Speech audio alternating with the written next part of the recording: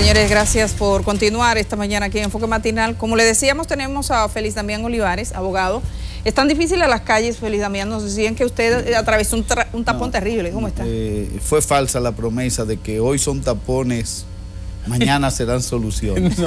La verdad es un tema complejo. Está lloviendo ahora. El tema del tránsito, digamos, una mega urbe como es esta, además de desordenada. Con muchos microcerebros. Sí. Una mega urbe, porque yo no he visto gente que maneje de manera más desaprensiva y violenta. Sí, hay lo que se llama... Hay lo que se llaman atascos psicológicos, pero lo cierto es que una ciudad como esta necesitaría de un sistema masivo de transporte ordenado, organizado. Es la única solución. Es la única solución. Ahora, Félix, tú encuentras una persona mayor que se ve clase alta, tú ves una clase media, o tú ves una voladora o un carrito de tal lado y tienen el mismo comportamiento. Me meto por ahí, me salgo de mi carril, cruzo en rojo. La agresividad y la violencia, el desorden. Tú sabes que a mí me llama la atención. A mí me tocan porque si yo no cruzo el semáforo en rojo, si está... pues te toca para que cruce y tú le haces así, que cruce por arriba. Sí, porque te tocan para que tú te metas. Tú cruzas el brazo y le haces así, cruce por arriba. Y otra cosa, yo me meto en mi carril y no salgo nunca más porque voy por mi carril. Y el tipo que viene, veo que se sale del carril, sale del mío, entra al otro. Cuando venimos a llevar el semáforo, él ha salido 5 veces. Una locura. A mí me sorprendía ver esa actitud en la gente de la ONSA antes, porque yo decía de una entidad pública que debe dar el ejemplo. Ya ellos son peores que la voladora. Pero ahora uno ve por qué, porque había un desorden del caramba, eso es lo menos que puede ser. Sí, pero tú dices, una entidad pública debería dar el ejemplo. Ahora invitamos a Félix Damián para hablar de derecho penal, porque... Hablando de la ONSA. ¿Mi profesor? ¿Tu profesor? Sí. Félix Damián Olivares, vamos a hablar con él sobre este tema, pero desde una visión un poco más alta. No vamos a entrar porque obviamente no tenemos el tema como tal. Quizás habría que preguntarle el valor testimonial, el valor del testimonio en una investigación. Ya vemos el testimonio de un tipo que dice, sí, nosotros lo matamos, cuenta las circunstancias en que lo mataron. Ese testimonio que es obviamente avasallante, porque hay una persona que se está haciendo responsable y está dando unas características que al final son afines con el hallazgo del cuerpo. Pero ¿qué tanto peso tiene una vez se vaya a un tribunal? Vamos a ver, hay que señalar que en este caso, que es un caso en curso, claro, necesariamente debemos hablar de manera hipotética y solamente referirnos a los datos objetivos, sin adelantar juicios. Que puede valer para cualquier investigación. Que pudiera valer para cualquier investigación. La declaración de un coimputado o la confesión de un coimputado, dicen los autores de clásicos, Mittermeier, por ejemplo, Carl Mittermeier, dice que tiene que ser una confesión articulada judicialmente y corroborada por los demás elementos de la causa. Verificada. Es decir, verificable. O sea, no es que yo diga esto, sino tiene que estar vinculado a elementos. Sí, porque incluso si apareciese alguien que dijera, no, fui yo solo que participé, fui yo solo el autor de este hecho. Eso no basta. Y lo quise por mí mismo. Eso tendría que ser corroborado con otros elementos. Es decir, no basta porque la confesión siempre hay que tomarla cum salis granis. Es decir, hay que tomarla con cautela. Sí. Y obviamente deben preferirse las pruebas materiales a otro tipo de pruebas. Ahora, la confesión, digamos que es el camino para usted buscar las evidencias también. En un proceso así te adelanta, te ayuda, te sí, suministra. La confesión, y eso es y estoy hablando en sentido general, la confesión tiene dos efectos básicos. Uno de esos efectos es que economiza trabajo. Ahorra tener que pensar y tener que trabajar. Pero por el otro lado, tiene el efecto perverso de que hace que no se perfeccionen los mecanismos de investigación y prueba. Es decir, tradicionalmente nosotros hemos visto una práctica policial de obtener la confesión y luego ya detener las hipótesis de investigación y cerrar el caso. Cuando eso puede ser bastante engañoso y todos los autores toman con cautela, desde François Gorff y todos los autores que le hacen la crítica tanto al testimonio como a la confesión, de esos peligros. Además, es que de que cuando la confesión se convierte en un fin en sí mismo y no en un mero medio de investigación, se incentiva la tortura, se incentiva, se estimula los tormentos. El origen mismo de la confesión tiene un lastre bárbaro, ¿no? La palabra confesión es una palabra teológica, Edith. Heredamos eso del modelo inquisitivo. Y la confesión era, el origen de la confesión era tan duro que si tú confesabas que era culpable, si no confesaba, estaba poseído por el diablo.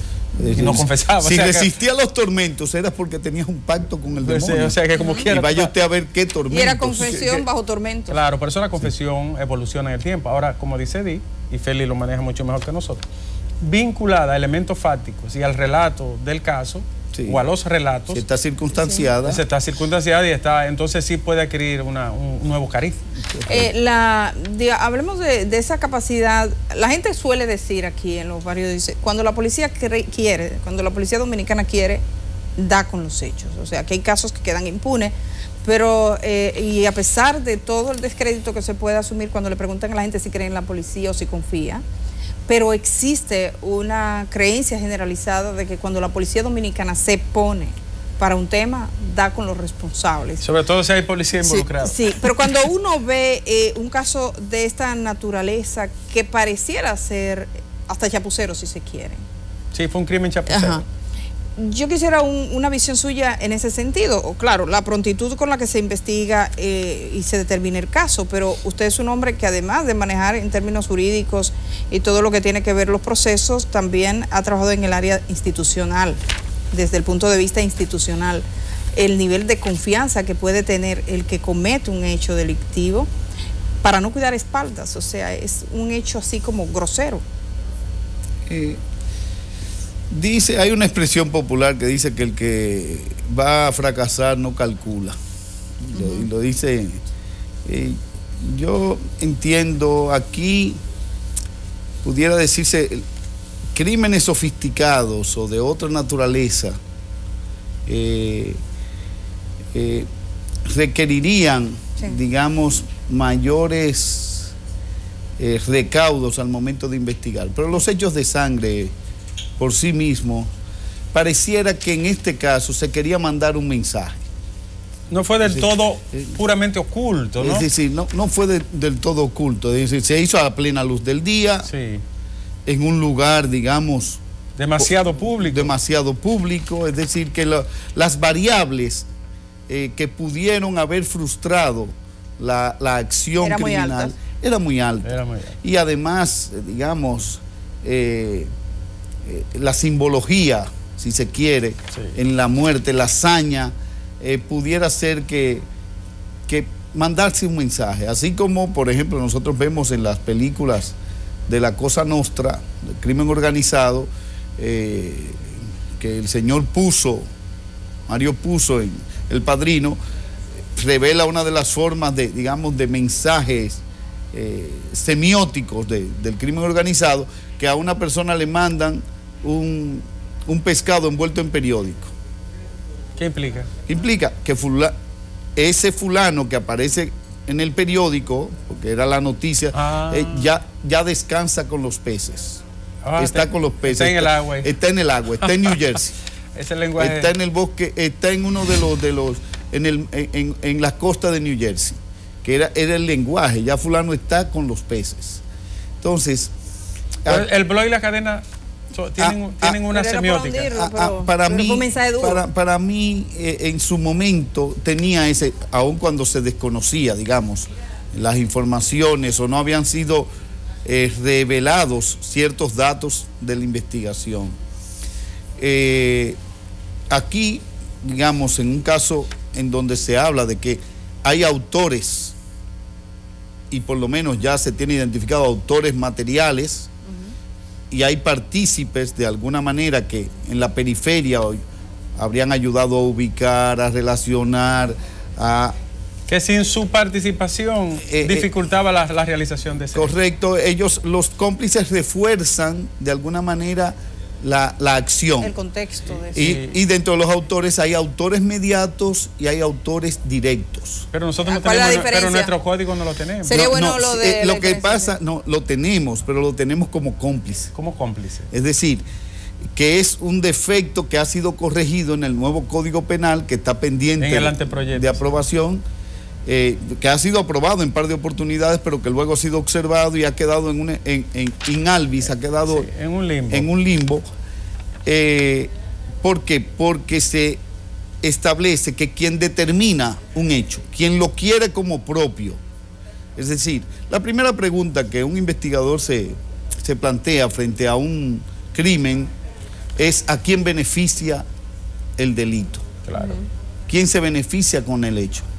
Y entonces por ahí se abre una hipótesis de investigación. Está muy claro que no era el grande el que se beneficiaba de eso, el matatán que se ve ahí. Matatán por la carne, ¿no? Sí, por la carne. El músculo, ¿no?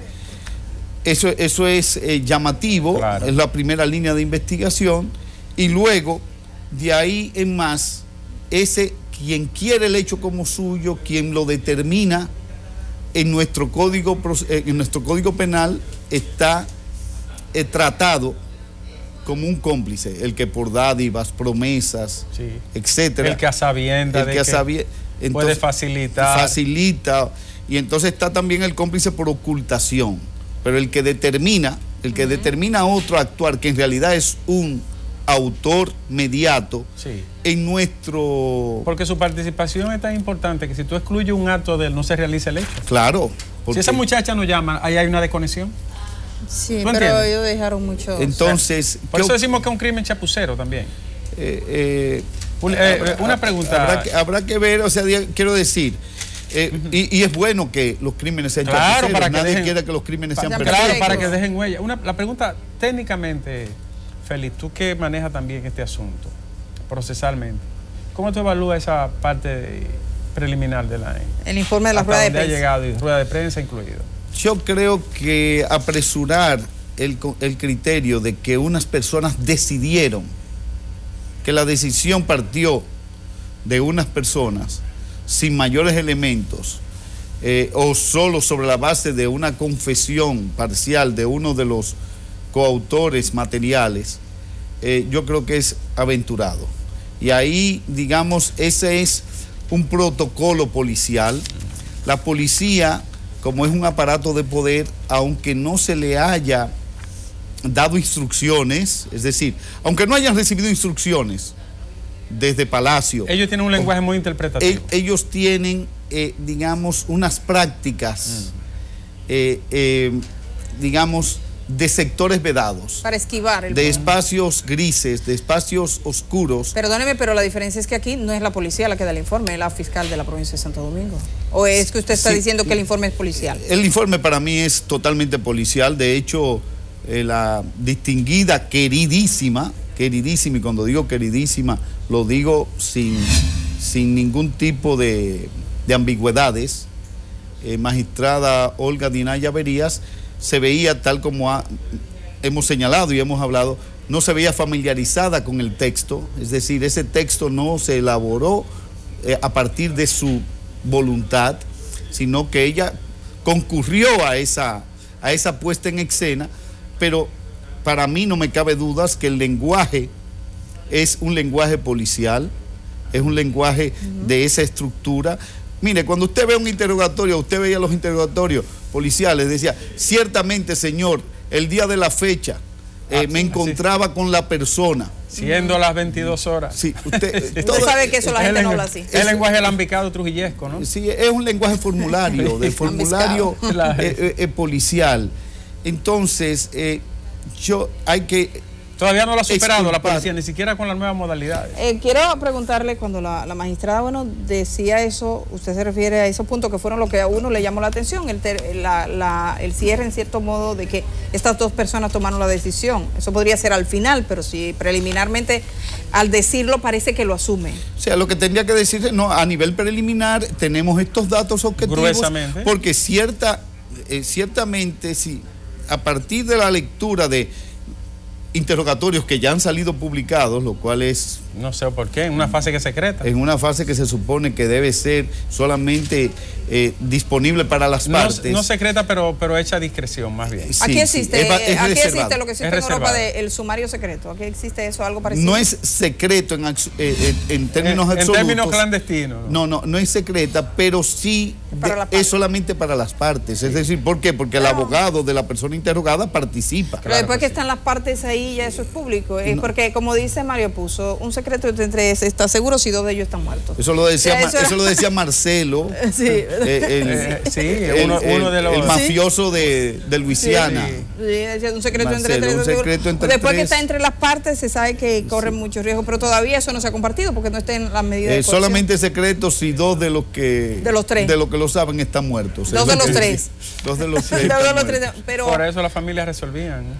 Sí. Pero en este caso me gustaría hablar de la víctima. Una de las cosas que le ha llamado la atención, y la Procuraduría, el Ministerio Público ha sido consecuente en eso, lo ha reiterado, de que el móvil de esto fue una presunta extorsión. Mirémoslo desde el punto de vista así como usted lo está mirando, un poco distante, no solo de este caso, sino cualquier víctima. El hecho de que haya una situación de esa naturaleza, digamos una extorsión, alivia... ¿Es un atenuante o un agravante para los imputados? Mire, lo primero es que otro aspecto que se vio mal es haber colocado el énfasis en el antecedente inmediato, en el móvil. En el ánimo, en los motivos de la acción. En los motivos de la acción. Que es algo secundario. Porque en todo caso, el ánimo era silenciar a una persona. Claro. Porque estaba denunciando e insistiendo sobre unos actos de corrupción. Silenciarle con dinero o con plomo. Correcto, con plata o plomo. Entonces, eso, digamos, cae mal. El Ministerio Público tiene que ser objetivo en la investigación y tiene que dar todos los datos. Pero tiene que aportarlos. Pero el hecho central es... La destrucción de una vida. La destrucción de una vida humana, valiosa por definición, y que en todo caso no puede justificarse, porque quien es víctima de una extorsión, de un acto de chantaje, lo que tiene que acudir a las autoridades, claro. Máxime si tiene relaciones de poder. Un hombre de poder y del partido en el poder. Correcto. La única vía que tenía era ir a un tribunal y querellarse. Mire, este señor me está extorsionando. Si este fuera el caso. O sea, y yo estoy, digamos, hablando en términos hipotéticos. Todos estamos haciéndolo así. Entonces, ¿qué es lo que preocupa? Haber puesto el énfasis en esta, es una forma de revictimizar, claro, a quien ya ha sido víctima de un crimen atroz. Y además a una familia. Y a toda una familia. Y eso es, digamos, doloroso. Sí. Porque es lo que dice una persona, mira, eso es lo mismo que justificar la violación de una joven que en un día de verano sale con pantalones cortos. Con pantalones cortos. Aquí hay una diferencia, porque lo de los pantalones cortos no es un delito. Lo otro sí. Digo yo. Simplemente sí. Pero lo que pasa es que no se puede mandar el mensaje de que se lo buscó. Correcto. Exacto. Ese es el punto. Yo te iba a decir algo, Feli Damián. Desde el punto de vista... Escúcheme, déjame, sí, para preguntarle un poco a Edith. Mira, hay un libro que se llama El sexo de sus señorías, escrito por un señor que se llama Francisco Ruiz, familia de jueces y de abogados en España, en donde él recoge sentencias de los años 30 hasta los años 80, en donde se justificaban las violaciones. Todavía hay gente que todavía hasta ahora. En la India la cambiaron hace una semana. Sí, pero estoy hablando de España. Sí. Se llama El sexo de sus señorías. Sí. Y yo ponía el ejemplo por eso, no porque yo justificase. Pero claro, porque quise guardar la diferencia porque como pasa en nuestro entorno, o sea, una mujer que es agredida por cómo va vestida, que no es un delito. Da pábulo a justificar sí, que hay gente que trata de justificar. Yo una vez vi a un sacerdote justificar, dice, no, es cómo se visten las niñas. Y hay algunos cardenales en América Latina que se han encontrado con ese problema, que creen que es una razón. ¿Sabes que la pregunta que te iba a hacer, volviendo al punto inicial, el Ministerio Público de la Nación, Feli, cada vez que ocurre un caso de esto, se tensa su credibilidad, su función pública, entre el poder político y la función técnica y de representación de la sociedad, aunque sea de manera de ficción tiene. Y la gente siembra una duda enorme. ¿A qué se debe que la gente desconfíe tanto? Yo no voy a decir ya de la policía, porque eso es sabido, pero del Ministerio Público. Mira, no hay referencia a este caso en particular, pero yo lo he dicho públicamente y los hemos comentado. Parte de las grandes dificultades que hemos tenido en la República Dominicana para adelantar un proceso penal eficiente, objetivo, garantista, concurre en que la matriz de algunas instituciones, un Ministerio Público permeado por la politización, sí. Es decir, hay reglas de sobrevivencia organizacional que te dicen, bueno, yo soy fiscal de carrera, pero yo sé que a mí me pueden trasladar, me pueden incluso hasta ascender en la jerarquía, sí. Pero me pueden sacar del juego, me pueden sacar del centro donde yo estoy. Es decir, la carrera va vinculada a un acto de discrecionalidad de quien es jefe, en definitiva, del Ministerio Público. Nosotros hemos tenido un Ministerio Público que se ponía una cachucha y que hacía campaña al interior en el este hay uno famoso. Todavía en estos días tiene una cachucha puesta. Correcto. ¿Y todo el mundo lo vio? No, y el máximo representante del Ministerio Público, aunque nos simpatizase, aunque fuese nuestro amigo. Sí, se lo ponía. Correcto. Sí. Eso es un detalle. Por el otro lado, tenemos una institución policial que no ha podido superar ni su autoritarismo ni las mafias que conviven en ella. No hay un grupo organizado, de crimen organizado, que no cuente con incidencias o participación policial. Bueno, ahí hay un coronel bailando. Correcto. Pero en todos los casos de crimen organizado, de secuestro, de narcotráfico, siempre hay involucrados. Y finalmente tenemos una judicatura que también está doblegada por la falta de independencia interna y la falta de independencia externa. Entonces, ese cuadro, ¿qué te puede dar? Te puede dar el caos que estamos viviendo. El caos de predominio de la prisión preventiva, el caos de las condenas arbitrarias, el caos de la corrupción. Todo eso es una mezcla por la falta de, vamos a usar la palabra, de glasnost o de transparencia y de eficiencia y de rendición de cuentas. Es que todo eso se combina para configurar el fracaso del proceso de reforma del sistema de justicia penal en la República Dominicana. Estaba mirando que Dominicana rara vez sale en la prensa internacional, pero este tema está ampliamente cubierto. Por cierto, en el día de ayer la decenas de medios puede hablar. Sí, y la BBC ayer hizo un amplísimo reportaje, se lo recomiendo, sobre Emily Peguero, sí, también el día de ayer. Sí. En ambos casos y en otros, como el SEA, uno encuentra que es gente que tiene poder a nivel institucional. Es gente que está dentro de la estructura estatal y en alguna oportunidad así pierden el sentido de límites, piensan que es posible arreglar las cosas. El autor, digamos, de la teoría, que Ricardo Nieves la conoce mejor que yo, porque de hecho estudió en Alemania, en Deutschland, es Klaus Roxin. Es este autor. Teoría del dominio del hecho.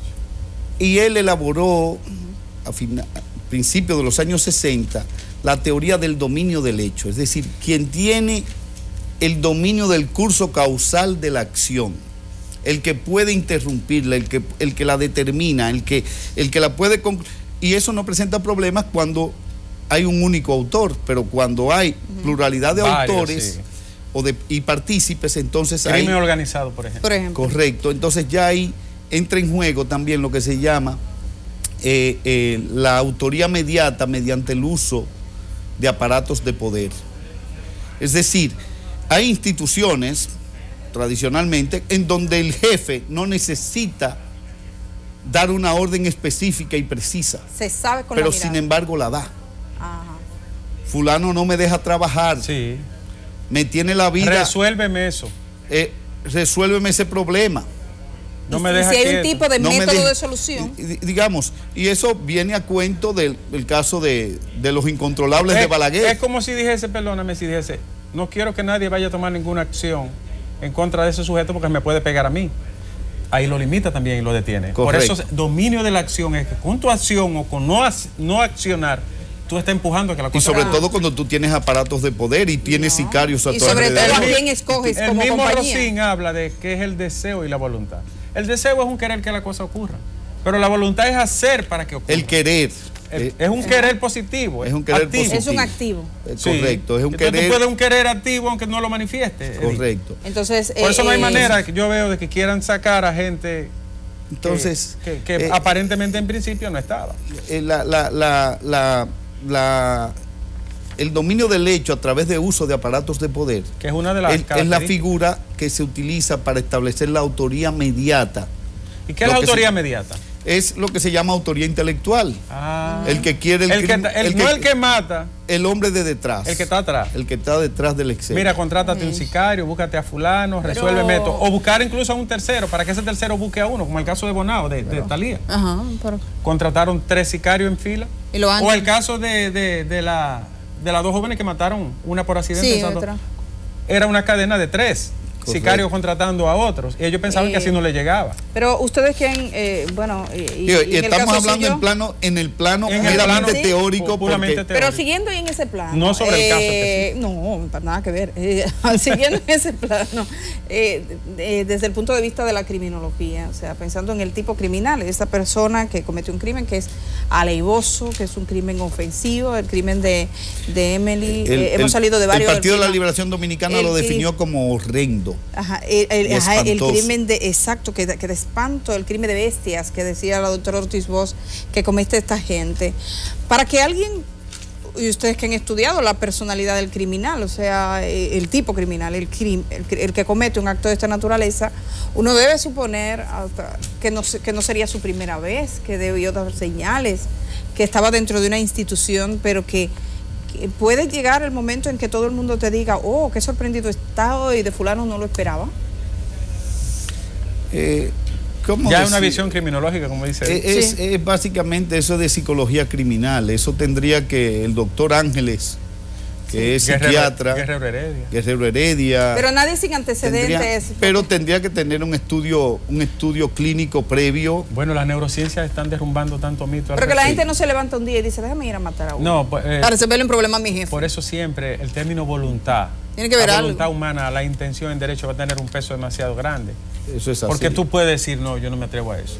O no, yo no hago. Pero el hecho de la impunidad, esa aureola de que puede hacer las cosas y no te va a pasar nada porque el poder te protege, es un estímulo enorme. También. Claro, y hay temas. Claro, el grande es escogido porque es grande. Hay ¿tú un entiendes?